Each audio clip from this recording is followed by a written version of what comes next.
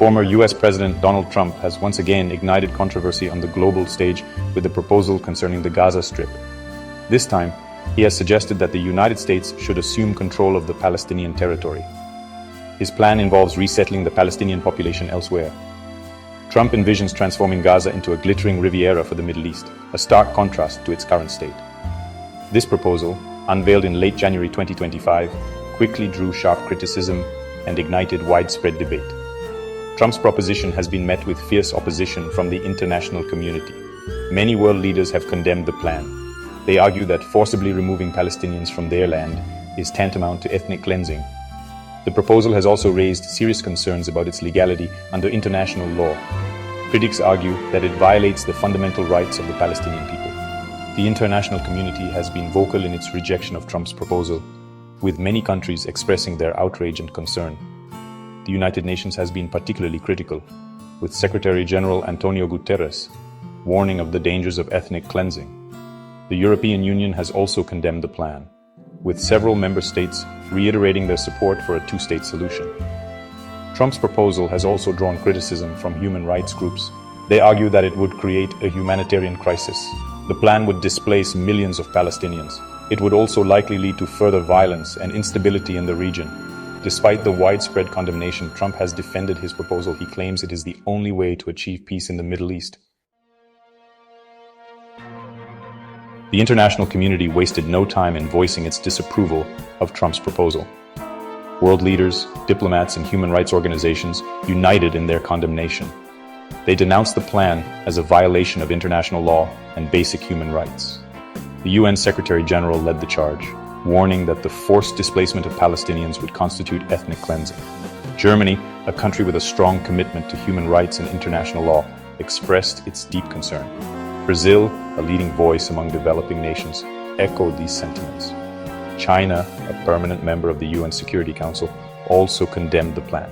Its condemnation highlighted the proposal's potential to destabilize an already volatile region.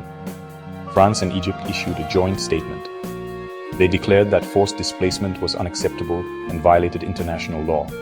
The United Kingdom, Russia, and Australia joined the chorus of disapproval. They emphasized their support for a two-state solution as the only viable path to peace. Ireland and New Zealand also voiced their opposition. Trump's proposal faced resistance even from some of its traditional allies. Turkey, a NATO member, called the plan wrong and absurd.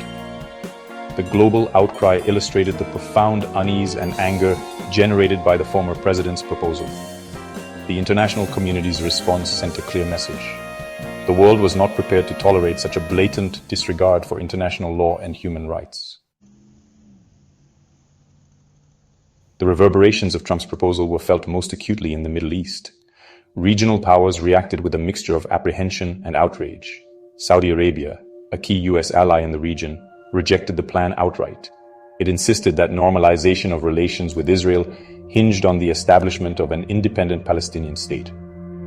Jordan's King Abdullah II, a staunch advocate for a two-state solution, expressed his deep concern.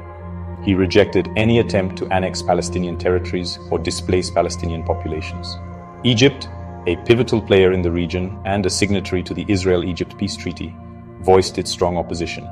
It warned that the forced displacement of Palestinians would have dire consequences for regional stability. Qatar, while focusing on extending the current ceasefire agreement, expressed reservations about the proposal's timing. It argued that such a move could derail the fragile peace process. The Arab League convened an emergency meeting. It condemned the proposal as a dangerous escalation that threatened to ignite further conflict in the region. Within Israel, reactions were mixed. Right-wing politicians, emboldened by Trump's proposal, saw it as an opportunity to advance their agenda. Prominent figures like Bezalel Smotrich and Itamar Ben-Gvir, known for their extremist views, embraced the plan. Prime Minister Benjamin Netanyahu, while stopping short of full endorsement, expressed support for the resettlement aspect of the proposal. Trump's controversial proposal has cast a long shadow over the already fragile peace process in the Middle East. The international community,